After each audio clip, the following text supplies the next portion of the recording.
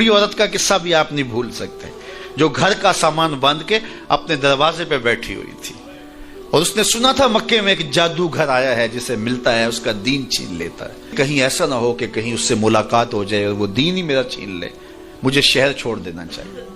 گھر کے تھڑے کے اوپر سامان باندھ کے بیٹھی ہے، حضور بھی گزرے، اس نے دیکھا تو کہا بھتیجے یہ سامان میرے سر پہ رکھ دے۔ حضور نے سامان اٹھایا، دیکھا تو بوجھل تھا، وزنی تھا، اور بڑھیا کو دیکھا تو کمزور تھی، تو کہا کہ بڑھیا اگر چاہو تو جہاں چاہتی ہو میں خود نہ چھوڑا۔ اس نے کہا اس سے بڑی مہربانی کیا ہوگی؟ حضور نے سامان اٹھایا ہوا ہے اور بڑھیا سے باتیں بھی کرتے جا رہے ہیں۔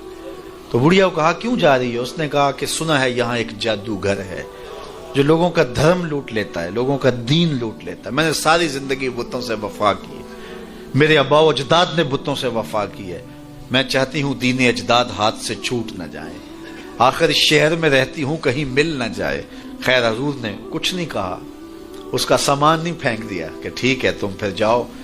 سامان اس کا اٹھایا اور جہاں تک اس نے جانا تھا سامان پہنچایا، سامان سپرد کر کے واپس پلٹنے لگے تو اس نے کہا بچے اپنا نام تو بتا دے، لوگ کہیں گے کہ مکہ چھوڑ آئی ہو تو بتاؤں گی ایک جادوگر کے دکھ سے چھوڑ آئی ہوں، تو وہ کتنا برا بھلا کہیں گے شہر مکہ کو کہ جس مکہ سے لوگ نقل مکانی کرنے پہ مجبور ہو گئے، تو میں انہیں یہ بھی بتاؤں گی کہ جس مکے میں جادوگر رہتا ہے اتنا اچھا نوجوان بھی رہتا ہے، تو تیرا نام لیا کروں گی، تیرے قصیدے پڑھا کروں گی۔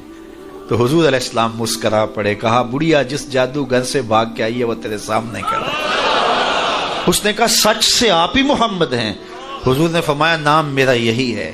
تو اس نے کہا پھر آپ کا جادو میرے پہ چل گیا ہے۔ اللہ اکبر، تیری تک کے ادامہ میں مرید ہو گئے، لوگوں کی خدمت کریں، بوڑھوں کے کام آئیں، دکھیوں کے کام آئیں، مصیبت زدہ کے کام آئیں۔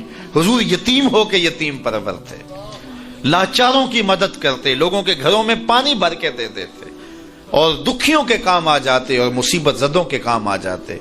تو حضور سے پیار کرنے والوں، امت میں آپس میں حسد نہ پھیلاؤ، بغض نہ کرو، نفرتوں کے پہاڑ کھڑے نہ کرو، ایک دوسرے سے پیار کرو، جڑو، امت وحدہ بنے، اور اپنے ماحول کو، اپنی معاشرت کو ایک خوبصورت معاشرت کا رنگ دو، اور اپنی زندگی کو حضور کے نام کر دو۔ حضور علیہ السلام کی محبت سے معاشرے کے دکھ جو ہیں وہ سمیٹے جا سکتے ہیں۔ آقا کریم علیہ السلام نے محبت سے ہی معاشرت کو جو ہے وہ اپنے قریب کیا، اور لوگ ایمان کی دولت سے مالا مال ہو گئے۔ وہ ایک بچہ آیا نا اپنی ماں کے لیے لباس لینے کے لیے، اور پہلے وہ گیا اپنے چچا کے پاس، اس کی ماں بیوہ تھی اور اس کا لباس پھٹ گیا تھا، اور وہ اپنے چچا کے پاس گیا تو اس نے دتکار دیا۔ ماں نے اس کو روکا تھا بیٹا نہ جانا، لیکن اس نے کہا کہ تیرے بدن کے اوپر جو لباس ہے وہ بھی پھٹ گیا ہے اور جگہ جگہ سے جسم جھلک رہا ہے، تو میں اپنے چچا سے آپ کے لیے لباس لے کے آتا ہوں۔ پھر جو رویہ اس نے اختیار کیا تو واپس روتا ہوا آ رہا تھا، تو کسی نے راستے نے پوچھا کہ کیا ماجرا ہوا؟ اس نے کہا چچا کے پاس گیا تھا ماں کے لیے لباس لینے، اس نے تو لا کے بھیج دیا۔ اللہ اکبر۔ تو اس نے کہا کہ جا سین حرم میں محمد نام کا ایک شخص بیٹھا ہوا ہے، اگر تو اپنا دکھڑا اس کے سامنے پیش کرے تو وہ امید ہے تمہیں رد نہیں کریں گے، لیکن سن لے ان کا دین کوئی اور ہے۔ اللہ اکبر۔ اپنے ماں کے پاس آیا تو ماں کو کہا کہ چچا نے رلا کے بھیج دیا، لیکن آپ کی حالت مجھ سے دیکھی نہیں جا رہی۔